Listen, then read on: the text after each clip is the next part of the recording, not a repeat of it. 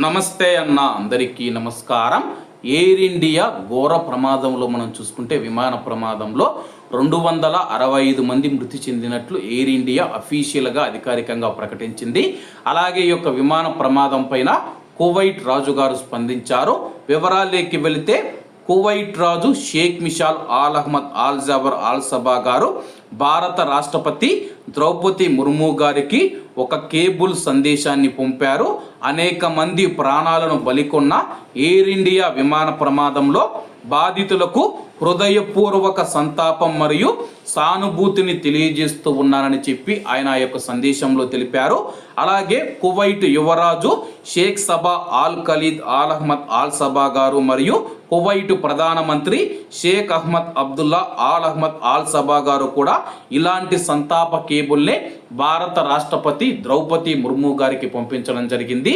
ఇటువంటి సంఘటన, ఇటువంటి ఘోర ప్రమాదం జరగడం చాలా బాధాకరమని చెప్పేసి, అలాగే భారతదేశ ప్రజలకు, భారతదేశానికి తమ యొక్క ప్రగాఢ సానుభూతిని, సంతాపాన్ని తెలియజేస్తూ ఉన్నట్లయితే కువైట్ రాజు గారు తెలియజేశారు. అలాగే ఈ యొక్క విమాన ప్రమాదంలో 265 మంది ప్రాణాలు కోల్పోయినట్లు ఎయిర్ ఇండియా అఫీషియల్గా ప్రకటించింది. అలాగే ఆ యొక్క కుటుంబాలను మేము ఆదుకుంటామని చెప్పి ఎయిర్ ఇండియా ప్రకటించింది. అలాగే చనిపోయిన వారి యొక్క కుటుంబానికి ₹1 కోటి పరిహారంగా ప్రకటిస్తూ ఉన్నట్లు టాటా గ్రూప్స్ ఇప్పటికే ప్రకటించింది.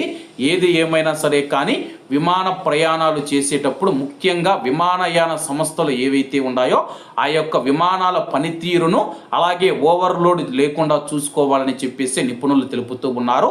ఏ ఒక్క చిన్న పొరపాటు జరిగినా సరే కానీ దాని యొక్క విపత్తు, దాని యొక్క నష్టం ఇంత భయంకరంగా ఉంటుందని చెప్పేసి నిపుణులు కూడా తెలుపుతూ ఉన్నారు. అలాగే విమాన ప్రమాదానికి గల కారణాలు ఇంకా తెలియాల్సి ఉంది. దానిపైన దర్యాప్తు బృందాలు ఇప్పటికే మనం చూసుకుంటే దర్యాప్తు మొదలు పెట్టాయి. కాబట్టి అందరూ బాగుండాలి, అందులో మనం ఉండాలి. అందరికీ నమస్తే అన్న, జై హింద్.